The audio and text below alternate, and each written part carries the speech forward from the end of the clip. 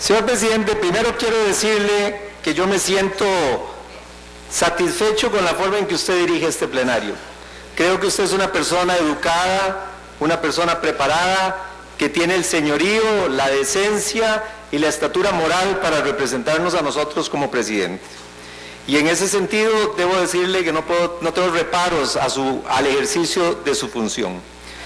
Sin embargo, hay algunas interpretaciones que usted ha hecho que me preocupan por los precedentes que significan el ejercicio de nuestra función como diputados. El primero de ellos es qué se puede apelar y qué no se puede apelar.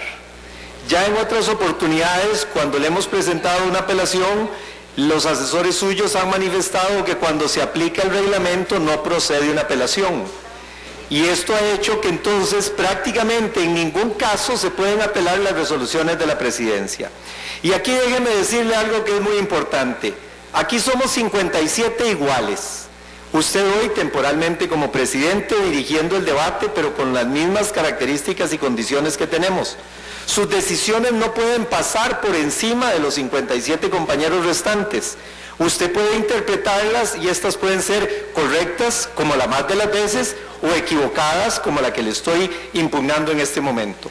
Pero no se puede limitar el derecho del diputado para tener una divergencia o una discrepancia con lo que usted decida. Es cierto que cuando el reglamento se aplica y en un caso de automaticidad no procede una apelación. Por ejemplo, si usted me da ahora 30 minutos para que yo fundamente mi apelación y llego al minuto 30 y usted me dice, diputado Álvarez de Santi, ha terminado el uso de la palabra, yo no le puedo decir apelo y tengo otros 30 minutos, porque en ese caso usted no está haciendo una valoración de ninguna naturaleza sobre el reglamento, sino aplicando estrictamente lo que la norma dice, 30 minutos para hablar, los 30 minutos vencieron, consecuentemente es uno de esos casos donde no hay apelación. Pero cuando usted como presidente hace una valoración y pone varias normas y las analiza para que al final defina que una norma esté por encima de otra, usted está haciendo una valoración personal que como tal tiene el derecho de poder ser revisada por el Pleno y que puede el Pleno o darle a usted la razón o señalarle que hay una equivocación. Pero ese derecho no podemos nosotros ni limitarlo ni podemos renunciarlo. Porque en última instancia el derecho que tiene el diputado de enmienda, reformar y modificar proyectos, de hacer uso de la palabra y de ejercer su condición de diputado, se podría ver limitada si usted establece que cada vez que usted dice una interpretación, independientemente de la valoración que hace, es una aplicación estricta del reglamento y por lo tanto no tiene derecho a revisión. A mí me parece, señor presidente, que hay que entender cuando uno está sentado en esa silla, yo tuve el honor de estarlo, uno hace interpretaciones, pero que estos 56 compañeras y compañeros pueden no compartir y nos pueden impugnar para cambiar el criterio. Entonces yo quiero decirle que para empezar nomás en esta explicación, no podemos renunciar al derecho de la apelación, ni tampoco puede la mesa directiva interpretar que no son apelables prácticamente ninguna de las decisiones que tome la presidencia. Salvo, como le dije, aquellas en donde hay una aplicación absolutamente lineal del reglamento, como es el vencimiento del tiempo en el uso de la palabra, por ejemplo. Dicho eso, señor presidente, hoy le he presentado la apelación porque usted está haciendo una valoración. Usted está poniendo dos normas que tiene el reglamento. La norma del 108, que es de carácter general, que dice que el diputado podrá conceder interrupciones y se lo leo de manera literal, dice artículo 108, interrupciones, el diputado podrá conceder interrupciones. Sin embargo, etcétera, etcétera, y da otras explicaciones para calificar esas interrupciones o para limitar hasta cuántas interrupciones se puede dar. Si yo le doy una interrupción al diputado Jiménez Zúcar, el diputado Jiménez Zúcar no la puede otorgar a otro. Es una de las limitaciones del 108. Pero el 108 trae un derecho de carácter genérico, que es que cuando usted le da la palabra al diputado, ese diputado dispone de un número de minutos de tiempo que el reglamento le concedió para que se pueda expresar y dar sus opiniones. Si ese diputado quiere durante su tiempo que otra compañera o compañero pueda hacer uso de la palabra durante su tiempo, ese derecho es irrestricto.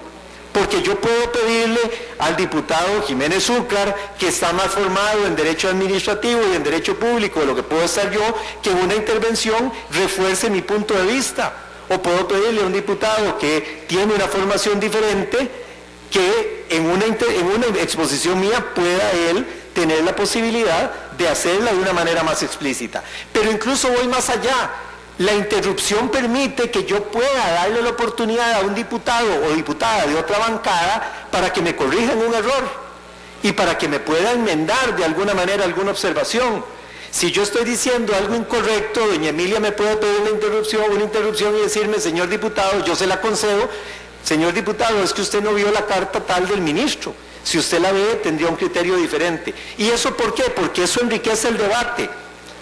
Le voy a decir, y no me gusta usar esta expresión porque se presta para abusos, pero parlamento viene de hablar, precisamente. Yo he sido enemigo de eso porque esa interpretación es para que aquí uno hable eternamente y los proyectos no se voten.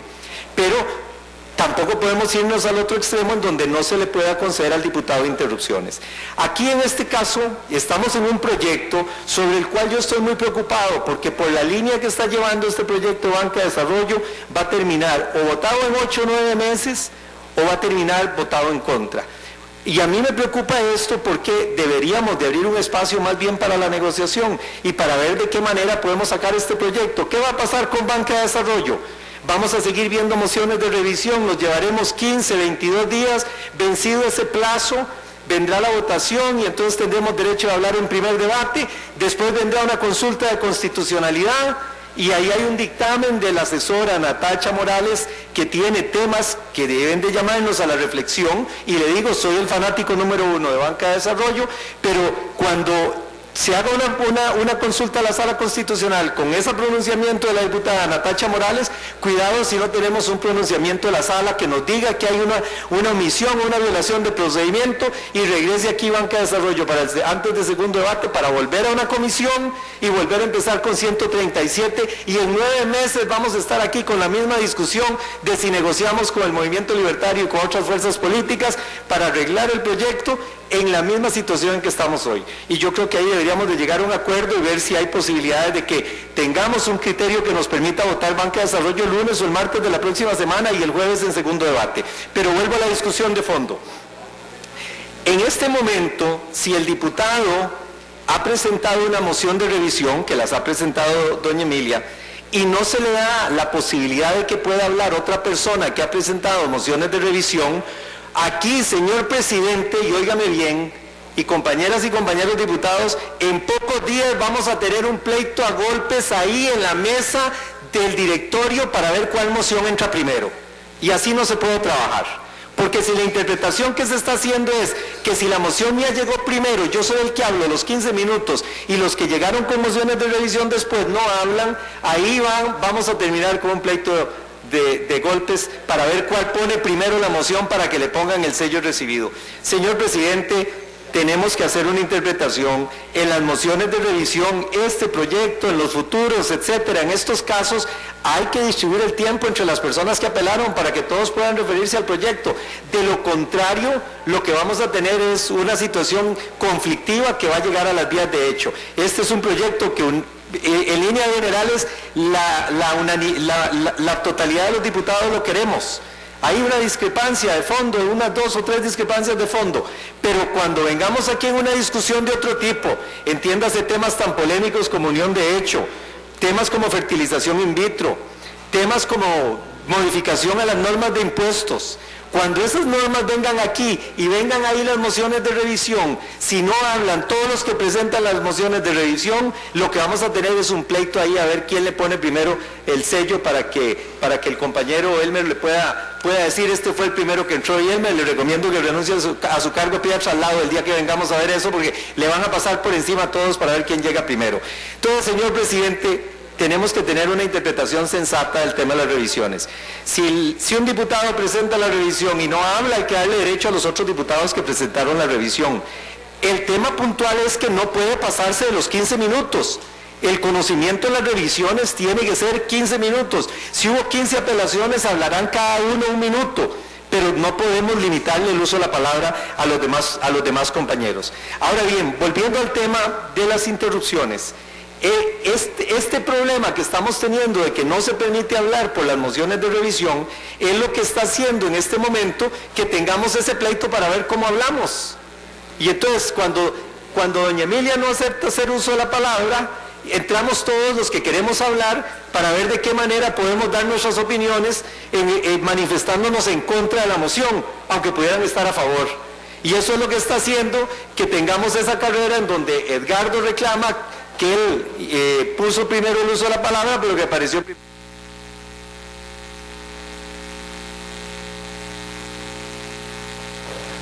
¿Aló? Gracias. Y eso es lo que está haciendo que tengamos este tipo de problemas. Cuando usted concede las interrupciones, volvemos este plenario muchísimo más manejable. Y entonces permite que si el diputado Guevara apretó primero el uso de la palabra o si le apretó Álvarez de Santi, pueda entonces compartir o darle el tiempo para que la persona se exprese. Y además veo algo preocupante con la interpretación que usted está haciendo, señor presidente. Recuerde que lo que se aplica en el plenario va a tener una aplicación en las comisiones plenas y va a tener una aplicación también en las comisiones dictaminadoras. Entonces, si vamos a empezar a interpretar que hay una prohibición de otorgar interrupciones en el uso de la palabra, terminaremos en las comisiones plenas mudos y terminaremos también en las comisiones dictaminadoras mudos. Y yo estoy encontrando en donde a veces pasamos de un extremo al otro. Pasamos del extremo donde todos hablan a un extremo donde ya casi ya no se puede hablar, donde ya no se puede hacer uso de la palabra. Hoy se lo dije a mi querido compañero diputado, don Gerardo Vargas, presidente de la Comisión de Ingreso y Gasto Público, con quien he estado en varias oportunidades, teniendo criterios no diferentes, pero dándole mis puntos de vista sobre las comisiones de investigación, en donde el diputado tiene que tener el derecho de poder hablar. Hoy, por ejemplo, estábamos hablando de que en Comisión de Gasto Público hacer preguntas de 2 minutos. Bueno, don Gerardo nos dio la explicación de que podemos hacer cuantas preguntas queramos, etcétera.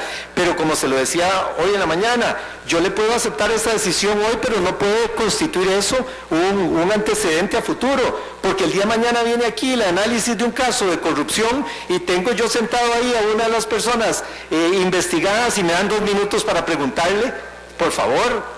Sí, yo soy diputado, represento al pueblo de Costa Rica, tengo el derecho de poder ejercer el uso de la palabra y de poder interrogar a una persona hasta el momento en que agote todas las dudas que yo tengo.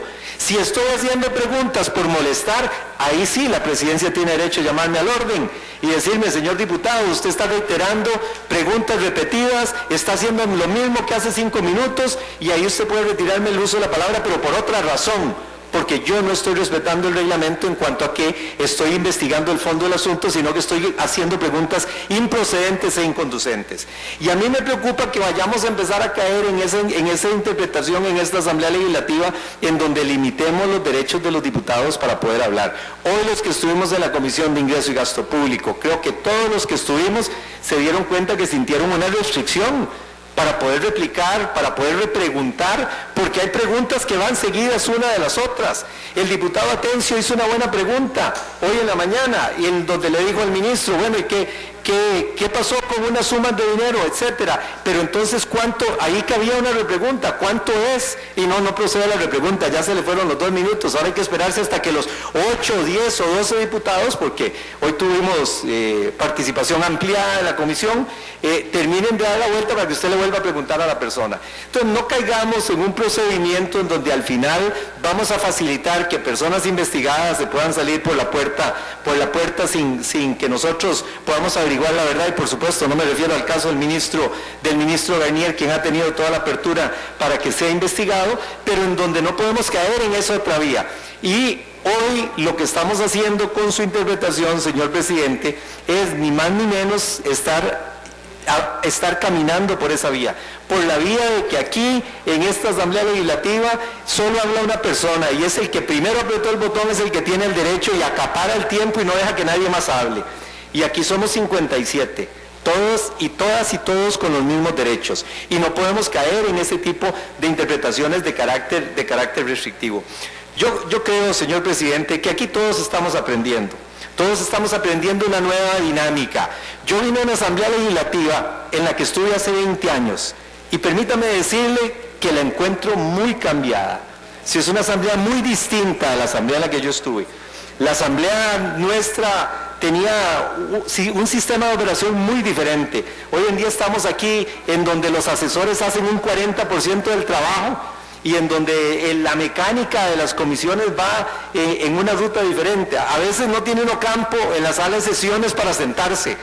Eso es el extremo al que estamos llegando, donde no hay ni campo para sentarse. Hoy tuvimos que abrirle campo a doña Ligia, que llegó iniciada la sesión, no es miembro de la comisión, vino a acompañarnos hoy, la recibimos muy gustosos de que viniera a hacerle preguntas muy importantes como las que le hizo al ministro Garnier, pero no había dónde sentar a doña Ligia.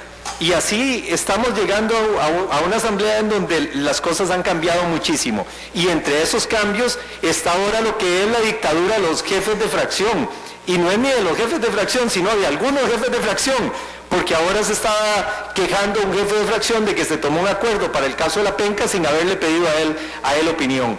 Entonces, dentro de esa mecánica que es una nueva dinámica de trabajo en la asamblea, yo creo que hay que rescatarlo para las cosas buenas y aprovecharlo para las cosas buenas, pero que no nos podemos ir al otro extremo, y ese otro extremo es de que prácticamente hagamos nugatorios los derechos de los diputados que estamos en esta asamblea.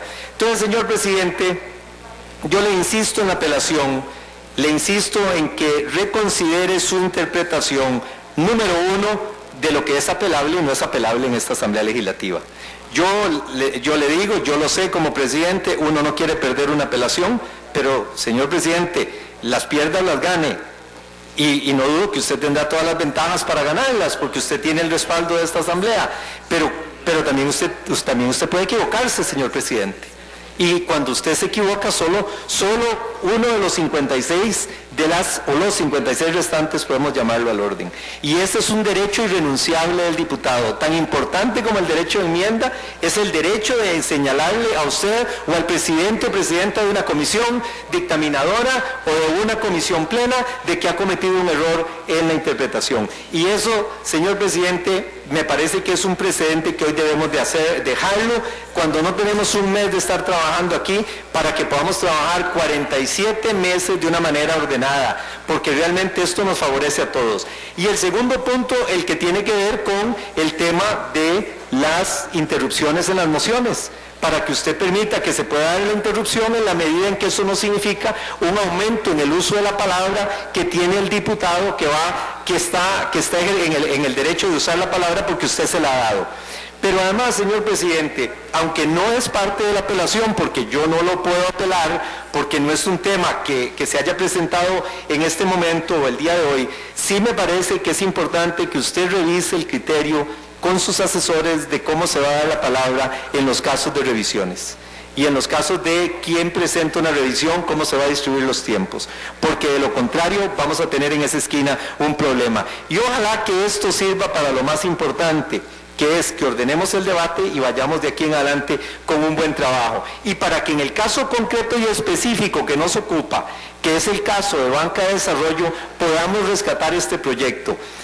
Señor presidente, hace no sé cuántos años, yo hice mi tesis de grado para incorporarme como abogado en la Universidad de Costa Rica sobre el crédito público y privado, en donde desarrollaba los conceptos de la nacionalización bancaria de nuestro líder y guía, de don José Figueres.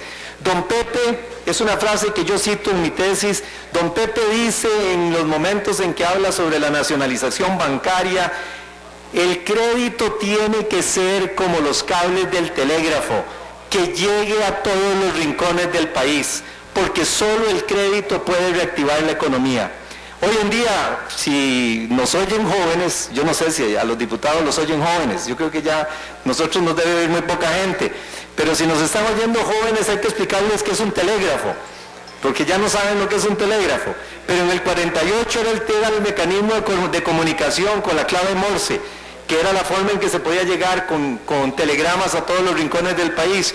Pero bueno, precisamente el concepto de que el crédito debe llegar a todos los rincones como los cables del telégrafo es lo que podemos hacer nosotros con Banca de Desarrollo.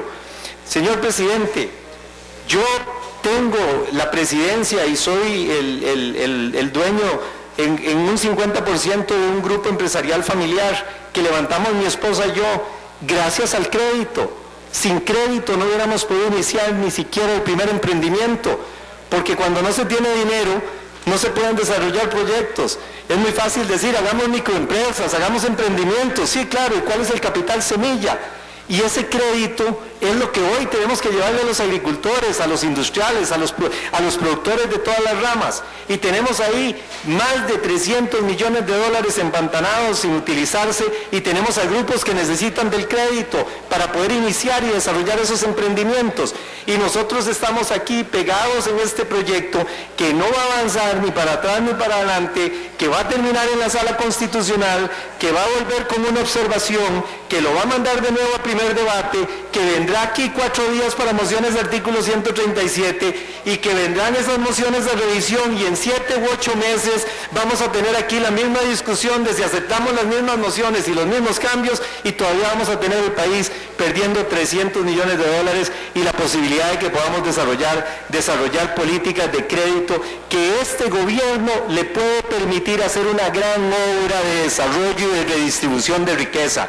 Si yo fuera el ministro de Economía, no estaría oponiéndome a las propuestas de reforma y estaría buscando que los diputados se pongan de acuerdo y me den ese instrumento la próxima semana, y poder tener un instrumento para hacer realidad las políticas de desarrollo que ha hablado el presidente Solís. Pero en todo caso, si podemos interpretar diferente, señor presidente, la interpretación que hizo usted del 155 y del 108, eso nos va a permitir que en algún momento entendamos aquí que es conveniente que podamos dedicarnos a negociar este fin de semana, a ver qué es lo que podemos encontrar como camino para que podamos aprobar este proyecto el lunes de la próxima semana en primer debate y darle segundo debate el próximo jueves, y no estar aquí en 8 meses teniendo los mismos problemas que hoy estamos teniendo. Señor presidente, termino diciéndole, no quiero mortificarlo con esta apelación, pero es un derecho irrenunciable que tengo como diputado. Es un derecho irrenunciable que tengo de poder discrepar con usted. Es un derecho irrenunciable que tengo de decirle, señor presidente, usted está equivocado. Y como tal, yo quiero que el resto de los 56 compañeras y compañeros valoren lo que usted está diciendo. Y ese es un derecho que, repito, no tiene ningún propósito de mortificarlo, sino de que reorientemos el rumbo de esta Asamblea Legislativa, y le repito, que procedan las apelaciones, y en lo concreto que permita usted que el artículo 108 sea interpretado de manera amplia, en donde se puedan conceder las interpretaciones según el diputado lo autorice, cuando uno de los 56 compañeros restantes así lo pidan. Así es que, señor presidente, así dejo justificada mi apelación y expuesto en mi punto de vista con esta discrepancia que he tenido esta tarde con usted. Muchas gracias.